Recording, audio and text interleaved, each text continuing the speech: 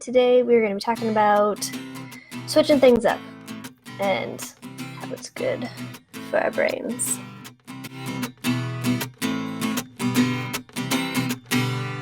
Good morning, beautiful people. It's Thursday and we're here, and it's still too windy to be out on the deck, but that's okay because we're inside and there's the sunlight. Thank you for letting me be part of your morning. Whether you're drinking a cup of coffee or just getting ready for the day, here we are, and I feel blessed. All right, so take some time to share this stream if you would like to. Today we're going to be talking about switching things up and how it's good for our brains. I hope you guys have had a fabulous week so far. I know I have. I'm getting my home ready for my children to go back to school, and they're so excited, and I am excited. I'm going to miss them, but I'm excited. We're almost ready for the school year. There's something about the fresh start to a school year, all the brand new notebooks and pencils and stuff. I love that phase. Okay, so let's jump into this. So our brains are a beautiful machine, and when we feed it certain patterns for so long, it will stick to them, and it will do them, and it will resist changing that because it's done it this way for so long. And so far, the outcome has seemed to be all right, or in some cases, the outcome is not all right, but our brain is still like, this is how we do things, so we got to keep doing it this way. And so, see there, you can see how sometimes our brain's clinging to patterns is so good, because if we have it in alignment with what we really want, then it's going to propel us towards that thing.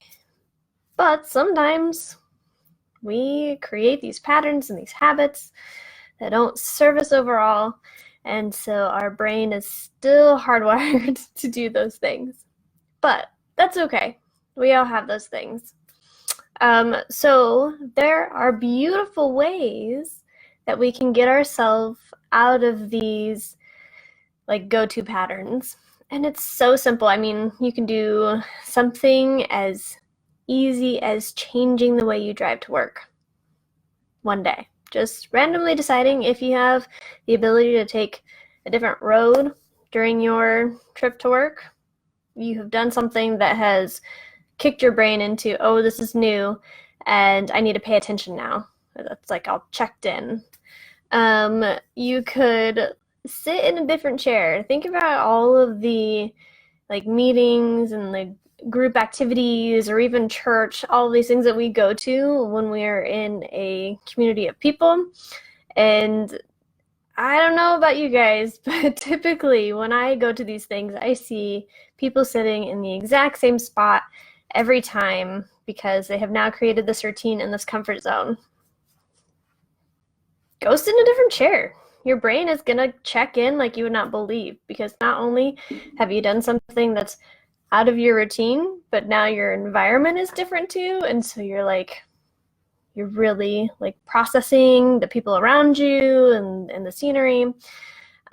You could do something like rearrange the apps on your phone.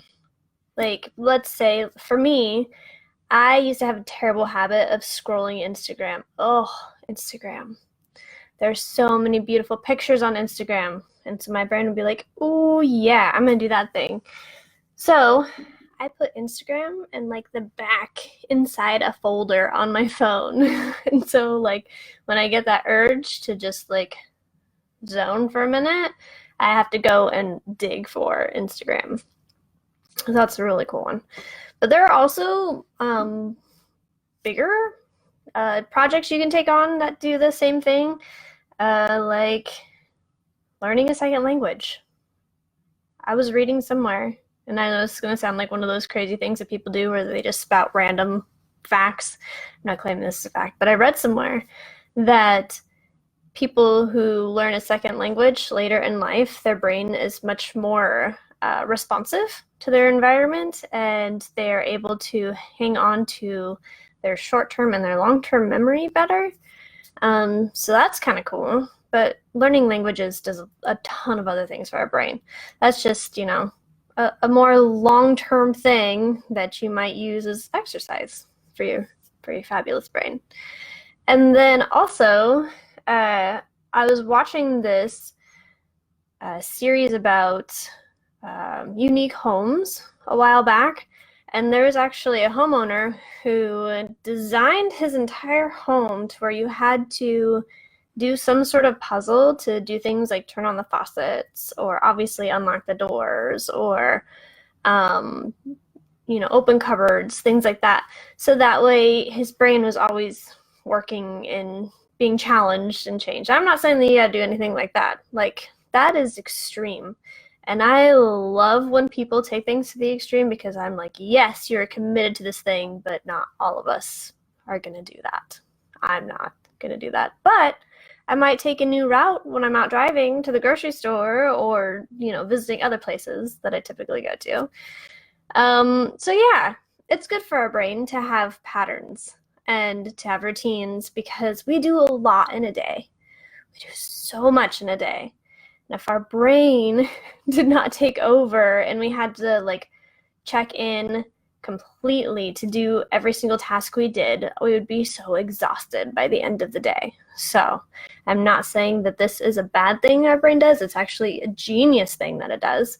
However, if we want to be aware of ourselves and our surroundings and the people that we interact with and really look for that next level connection with those things, switch it up a little bit. Challenge your brain a little bit. Force it to check in completely and be aware and absorb. So that is what I have for you today, my lovelies. I hope that you have a great Thursday. And just before I leave tomorrow, I'm super excited. I will have a guest with me, and we will be talking about moolah, the monies. So it should be interesting. So yeah, I will see you tomorrow at 7 a.m. Ta-ta!